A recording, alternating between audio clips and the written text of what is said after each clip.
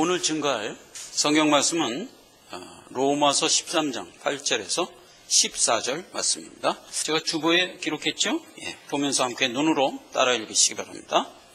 피차 사랑의 빛 외에는 아무에게든지 아무 빛도 지지 말라. 남을 사랑하는 자는 율법을 다 이루었느니라. 간음하지 말라, 살인하지 말라, 도적질하지 말라, 탐내지 말라 한 것과 그 외에 다른 계명이 있을지라도 내 이웃을 내 자신과 같이 사랑하라 하신 그 말씀 가운데 다 들었느니라. 사랑은 이웃에게 악을 행치 아니하나니 그러므로 사랑은 율법의 완성이니라. 11절 또한 너희가 이 시기를 알거니와 자다가 깰 때가 벌써 되었으니 이는 이제 우리의 구원이 처음 믿을 때보다 가까웠습니다. 밤이 깊고 낮이 가까웠으니 그러므로 우리가 어둠의 일을 벗고 빛의 갑옷을 입자. 낮에와 같이 단정히 행하고 방탕과 술 취하지 말며 음란과 호색하지 말며 쟁투와 시기하지 말고 오직 주 예수 그리스도로 옷 입고 정욕을 위하여 육신의 일을 도모하지 말라. 아멘. 사랑에 빚진 자, 우리가 한 해를 보냈습니다. 이제 새해를 맞을 건데 우리는 이제 한국 사람으로서 연대를 이게 호칭하는 호칭이 따로 있어요. 지난해는 정유년이었죠. 그래서 닭띠. 올해는 무술년 개띠입니다. 십간 가불병정 무기경신 임계 이렇게 해서 십간.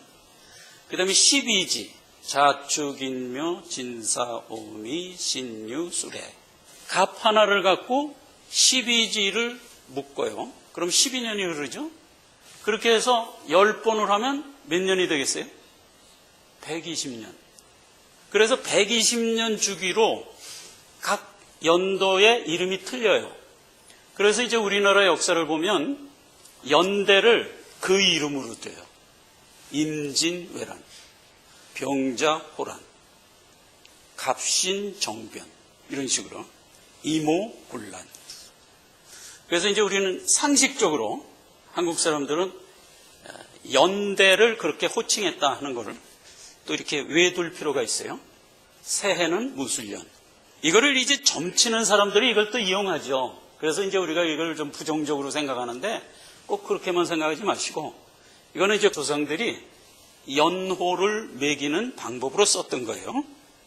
자, 어쨌거나 한 해를 보내고 이제 좀 있으면 새해가 다가옵니다. 여기 오늘 본문 말씀을 보니까 빚지며 살지 말라 하는 얘기를 했어요. 그런데 좀 특이하게 사랑의 빚은 져도 좋다. 이렇게 단서가 붙여 있습니다. 우리가 다 빚진 자입니다. 어떤 빚을 졌나요? 하나님께로부터 생명을 거저받은 생명의 빚진 자입니다. 그래서 이제 우리가 빚진 자로서 한 해를 어떻게 살았는가 하는 것을 오늘 좀 살펴보려고 하는 겁니다.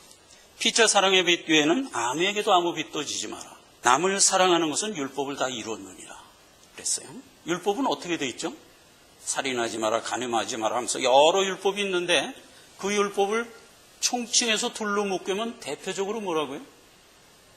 하나님을 사랑하고 이웃을 사랑하라. 이렇게 묶을 수가 있어요. 복음서에서 이제 예수님이 친히 했죠. 이웃 사랑하고 하나님 사랑하는 거가 율법의 강령이고 선지자의 강령이니라 이랬잖아요.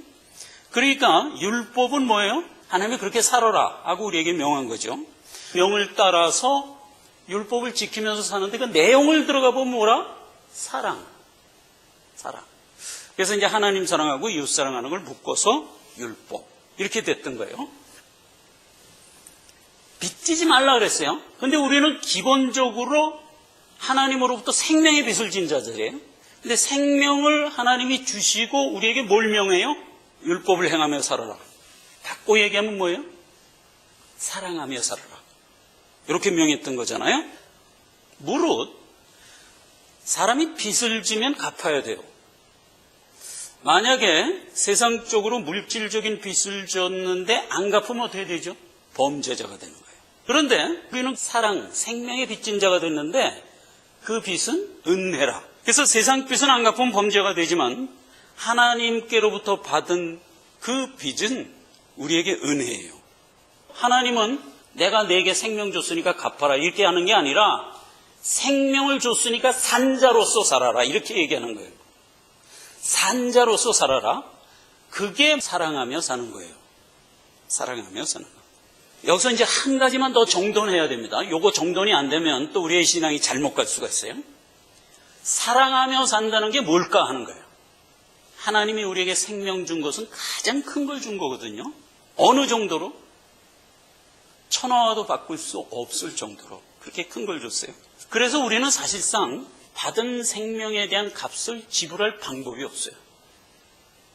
우리는 그것을 갚을 방법이 없어요. 그리고 갚을 능력도 없어요. 그런데 우리에게 하나님은 어떻게 명해요? 산자로서 살아라 이렇게 명할 뿐인 거예요. 그래서 우리는 그 사랑의 빛, 즉 생명의 빛을 누리는 것이 사실상 갚는 거예요. 세상적으로 사랑이라는 얘기 많이 하죠. 세상적으로 하는 사랑은 육정의 사랑이에요. 물질을 좀 나누어주고 구제하고 어려운 사람들에게 도움을 주고 하는 인본주의 사고에서 나오는 행위를 보통 사랑이라고 얘기해요.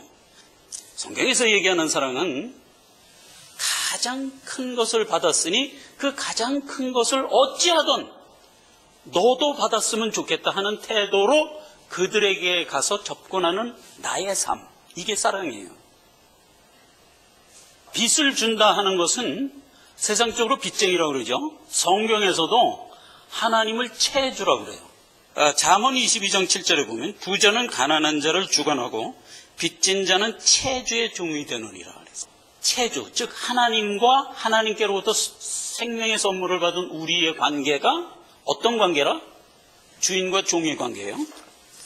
하나님은 우리에게 생명의 큰 선물을 주고 우리는 그것을 받아서 갚을 수 없는 큰 은혜를 받고 하나님과 주종 관계를 이루고 있어요. 자, 이 얘기는 다윗을 통해서도 알려주고 있어요. 사무엘상 22장 2절에는 다윗의 행보 속에서 이걸 담아줬어요. 환난당한 모든 자와 빚진 자와 마음이 원통한 자가 다 그에게 모였고 그는 그 장관이 되었는데 그와 함께 한 자가 400명가량 되었도다. 자, 이게 무슨 말이냐면 다윗이 사울에게 쫓겨서 광야로 도망갔어요. 그런데 그 다윗에게 400명가량이 쫓아갔어요. 그들이 주로 누구라고요? 환난당한 자, 빚진 자, 그리고 마음이 원통한 자. 이런 사람들이 다윗을 쫓아갔어요. 자, 구약의 다윗은 누구의 상징이죠? 예수님. 예수님을 추종하는 자가 주로 누구예요? 산상수훈에서 누구라고 되어 있어요? 팔복. 마음이 가난한 자, 심령이 가난한 자, 의에 줄이고 목마른 자, 핍박받는 자. 똑같은 얘기예요, 지금. 다윗을 추종했을 때 다윗은 그들의 장관이 됐어요. 오늘날 우리는 예수 그리스도를 추종해요. 그런데 우리가 어떤 사람이었어요? 생명을 얻지 못해서 애통해하는 자. 그 위에 뭐가 됐어요? 장관, 주가 됐잖아요. 이렇게 그려진 얘기예요. 그래서 채주와 그를 따르는 가난한 자, 항상 이렇게 설정이 돼 있잖아요. 성경에서 가난하다는 건 뭐에 대한 의미죠? 야고보서에 가면 뭐라고 돼 있어요? 하나님께 대하여 가난한 자. 그렇잖아요. 언제나 하나님께 대하여 가난한 자. 누가 부자예요? 대상에 대하여 부자인 자. 이렇게 갈리잖아요. 그러니까 이제 성경에서 가난한 자는 언제나 영생에 목말라 있는 자를 지칭하는 거고, 그게 누구예요? 택하여 아직 복음을 듣지 못하여 구원에 이르지 못한 구도자들이라고요. 즉 우리라고요. 자, 그래서 성경은 언제나 복음이 증거될 때 뭐라고 얘기해요? 가난한 자에게 복음이 증거된다. 그게 팔복에 있는 얘기죠. 팔복에 있는 8가지 복을 가진 사람의 모양새가 어때요? 언제나 영혼에 목말라 하고 있던 자들이라고요. 그렇죠? 그런 자들에게 하나님이 선물, 생명을 줌으로써 그것이 만족되고 그래서 생명을 취하게 하는 것.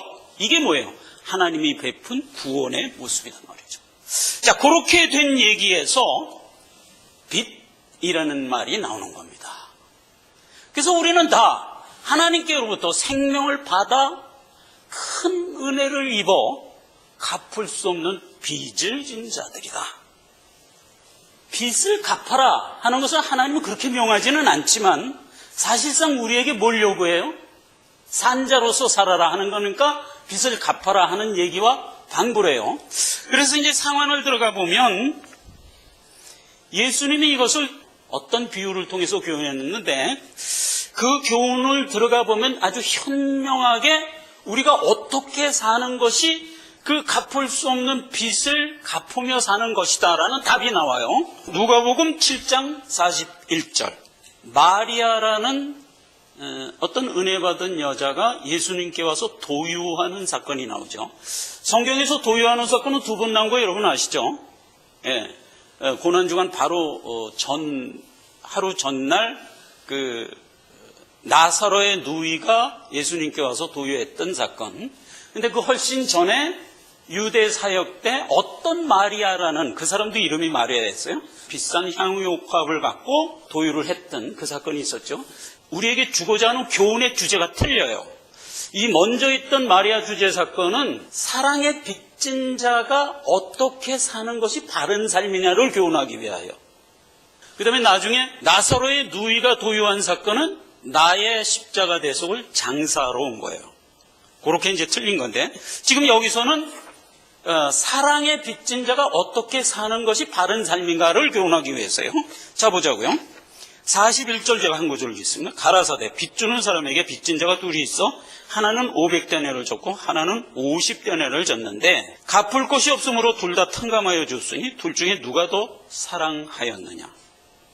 저희 많은 저가 사하여 줬도다. 47절 이는 저희 사랑함이 많음이라 사함을 받는 일이 적은 자는 적게 사랑하느니라. 자 이게 무슨 얘기냐면 바리새인들 무리가 그 중에서 이제 시몬이라는 사람이 하나 있었어요. 근데 이제 시몬이라는 이름이 성경이 많이 나오니까 자꾸 우리가 베드로하고 착각을 하는데 여기서 나오는 시몬은 절대 베드로가 아닙니다. 어떤 바리새인의 이름이에요. 그가 예수님이 선지자라는 말을 듣고 예수님을 초청했어요. 저녁을 지금 내고 있습니다.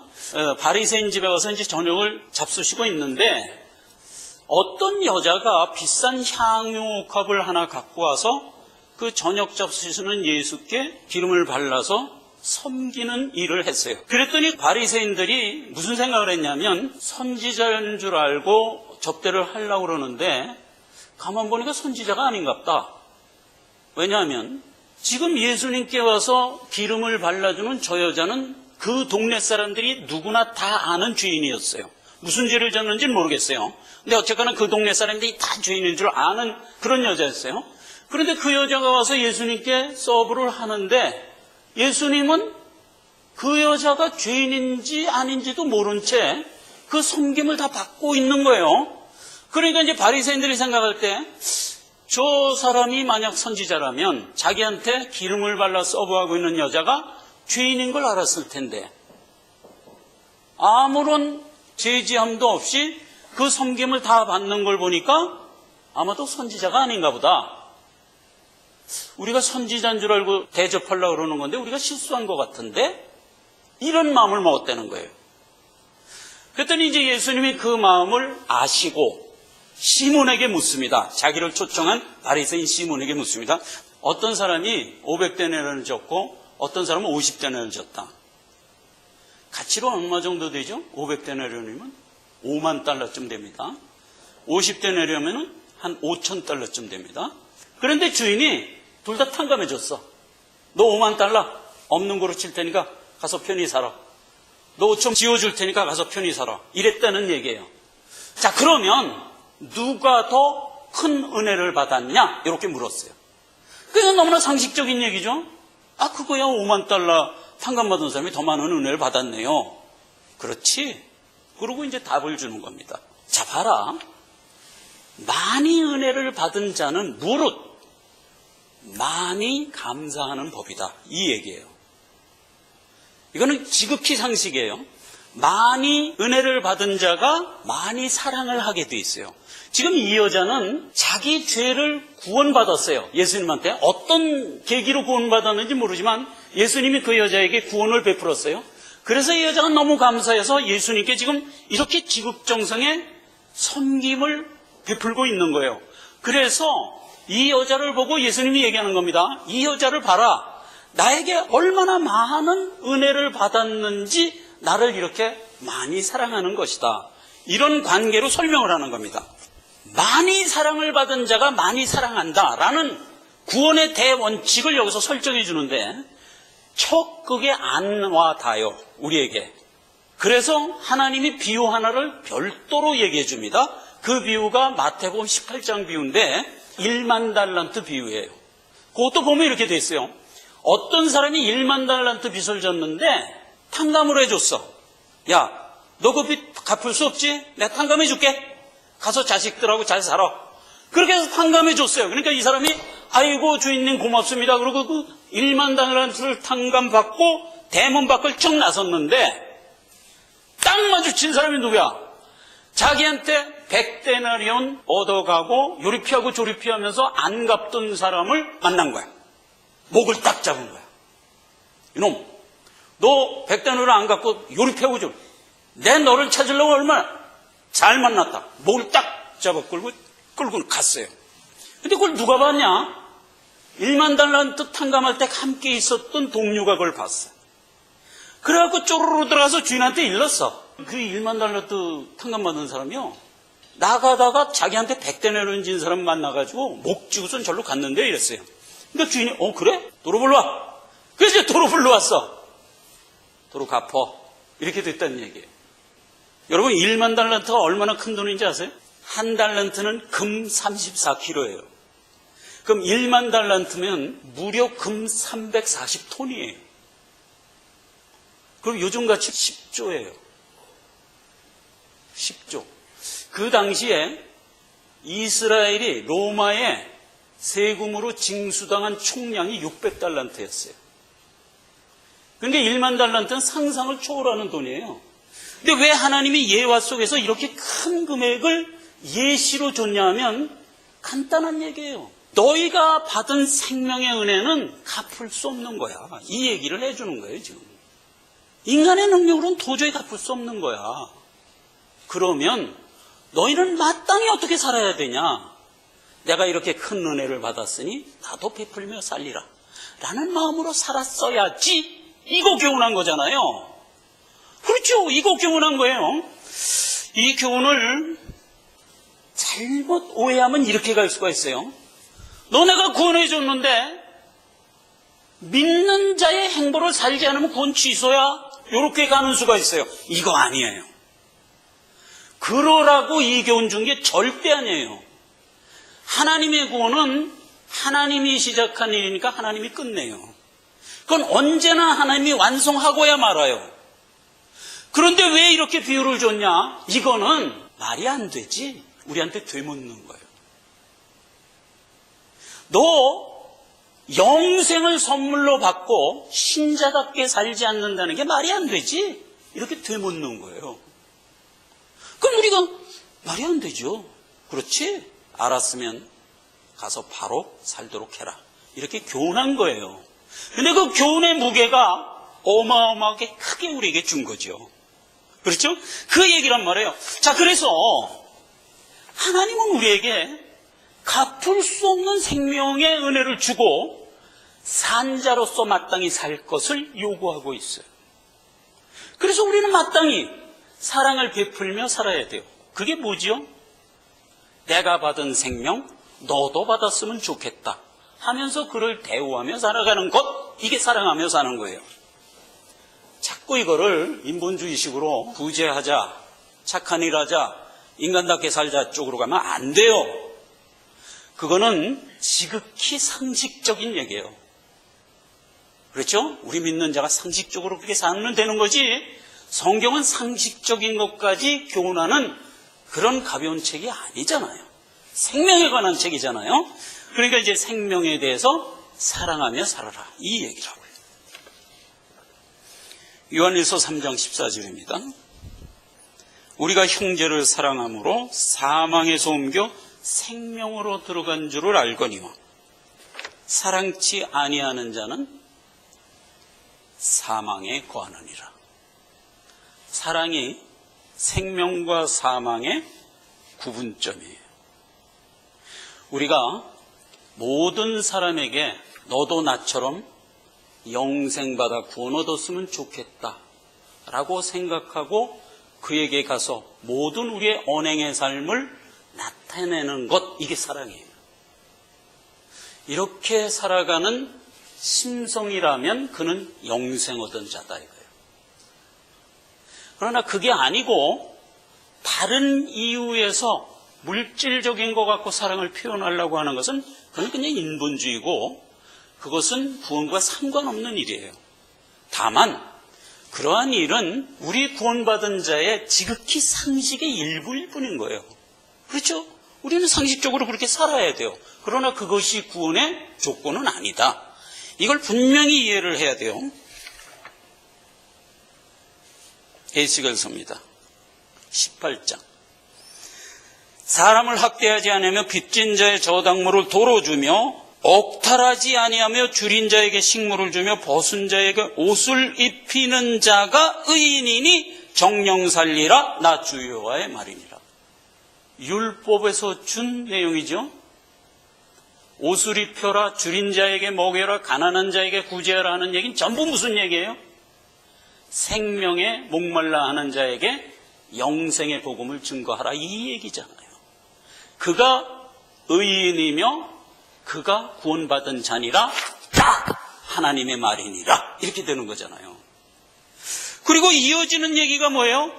너희는 범한 모든 죄악을 버리고 마음과 영을 새롭게 할지어다. 이스라엘 족속아, 어찌하여 죽고자 하느냐? 이게 무슨 말이에요? 그렇게 안 살면 죽는데 너희가 어찌 그렇게 안 사는 쪽으로 자꾸 가려고 그러냐? 이게 무슨 말이에요? 1만 달란트 빚진 자 비유로 교훈한 그 얘기가 덧붙여진 얘기잖아요. 그렇죠? 그러니까 구약도 같은 구조예요, 언제나. 네가 생명을 받았으면 생명을 나눠주는 자의 태도로 살아라. 그렇게 안 살면 죽고자 하느냐? 그 얘기가 뭐예요? 1만 달란트 탕감 받고 나가서 100데나리를 못 지냐? 이 소리와 같은 얘기잖아요. 그렇죠? 그렇게 지금 교훈을 하고 있는 거란 말이에요.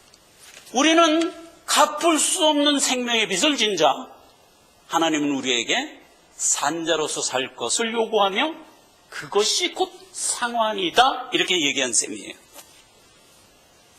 말씀을 맺습니다. 우리는 다 생명의 빚진 자입니다. 갚을 수 없는 것을 받은 자들입니다. 그러므로 우리는 생명받은 자로서 살아가야 할 것을 하나님으로부터 명함받은 자로서, 그래서 세상에 빚진 자예요. 하나님께 빚진 자요, 복음을 모르고 사는 모든 사람들에게 사명자로서 살아가야 할 자로서 빚진 자예요. 로마서 8장 12절에는 형제들아, 우리가 다 빚진 자로 돼 육신대로 살지 말자. 헬라인이나 야만인이나 지혜 있는 자나 어리석은 자나 내가 다 빚진 자라. 왜? 그들에게 가서 내가 받은 복음을 증거해야만 하는 의무가 나에게 있기 때문에 이래도 나는 빚진 자다. 그리고 8장 15절의 결론이 그러므로 나는 할 수 있는 대로 모든 사람에게 복음을 전하노라. 한 해가 지나갔습니다. 지난 한 해를 살면서 생명을 받은 자로서 바른 삶을 살았는가? 우리가 다시 한번 내 자신을 놓고 깊이 묵상을 해봅시다. 만약 흡족하게 살지 못했다면 돌아오는 새해에는 더 경성해서 바른 모습으로 살아가리라 결단을 하자 합니다. 오늘 본문 말씀이 그걸 얘기하고 있죠. 너희가 이 시기를 알거니와 자다가 깰 때가 되었다. 구원이 처음 믿을 때보다 가까웠습니다. 구속의 역사를 정한 때를 정해놓고 역사합니다. 그래서 하나님의 구속의 역사는 끝날이 있어요. 그런데 그거는 전체적인 하나님의 구속 역사의 틀이고 개인적인 나에게는 그게 언젠가요? 나에게 허락된 수한. 우리는 한 해 한 해를 살면서 점점 더 어디에 가까워지고 있나요? 예수님 만날 날이 자꾸 가까워지고 있는 거예요. 그래서 우리는 예수님 만날 날이 자꾸 가까워짐으로 인하여 어떻게 하라는 거예요? 더 깨어 경성하라 이거예요. 기도하겠습니다. 아버지 하나님 은혜를 감사드립니다. 한 해가 잠으로 갔습니다. 이제 새해를 여주고 있습니다. 더욱 경성되고 깨어서 은혜를 베풀며 살아가는 우리 행보가 되기를 구합니다. 하나님 역사하여 주옵소서. 예수님의 이름으로 기도했습니다. 아멘.